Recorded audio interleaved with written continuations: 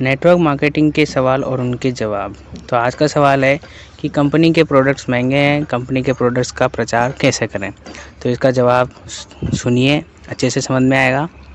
आप ये बात देखिए कि कोई एक कंपनी है, जैसे एप्पल है जो आईफोन बनाती है, सैमसंग है, BMW है, ऑडी है, मर्सिडीज़ है, रोल्स रॉयस है।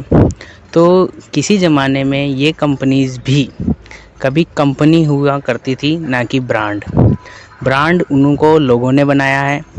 जब वो ब्रांड बन चुकी है तो आज उनकी जितनी मैन्युफैक्चरिंग कॉस्ट नहीं आती, कंपनी जस्ट डबल उनसे पैसा कमाती है। अभी आईफोन के इतने फ़ोन ख़रीदे जाते हैं, महंगे महंगे फ़ोन ख़रीदे जाते हैं, पर उनकी अगर मैन्युफैक्चरिंग कॉस्ट देखी जाए तो वो इतनी नहीं होती। खासकर भारत में, इंडिया में आईफोन जो ख़रीदा जाता है वो बहुत ज़्यादा महंगी रेट पे ख़रीदा जाता है।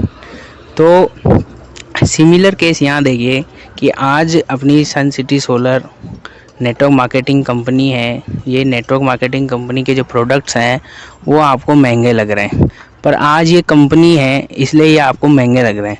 आगे चल के अगर ये ब्रांड बन गया और ब्रांड में अगर इसने अपने कोई भी प्रोडक्ट रखे, ठीक है, तो उस प्रोडक्ट का अगर लोग बाग जो प्राइस डिसाइड करेंगे, अगर वो प्राइस देने लग जाते हैं तो फिर उनको ये महंगाई नहीं लगेगी।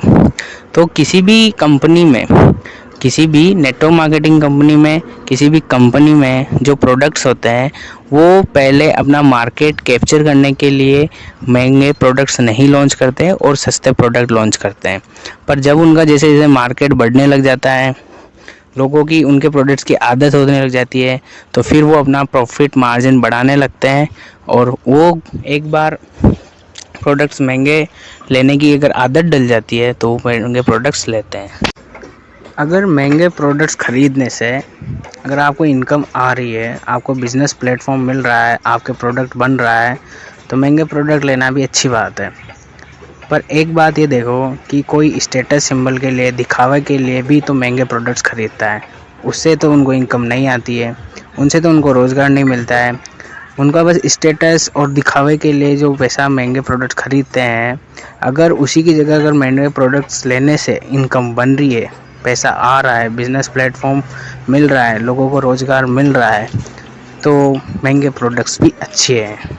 ठीक है, तो मैंने ये एक तरीके से आपको समझाने की कोशिश करी है कि कभी भी ये मत सोचना कि कंपनी के प्रोडक्ट्स महंगे हैं।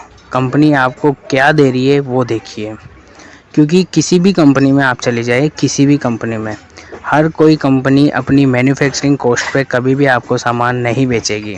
वो उसका profit margin, dealership, distributor margin सब कुछ ऐड करा के फाइनल MRP प्राइस डिसाइड करती है, जिसको बोलते हैं मैक्सिमम रिटेल प्राइस।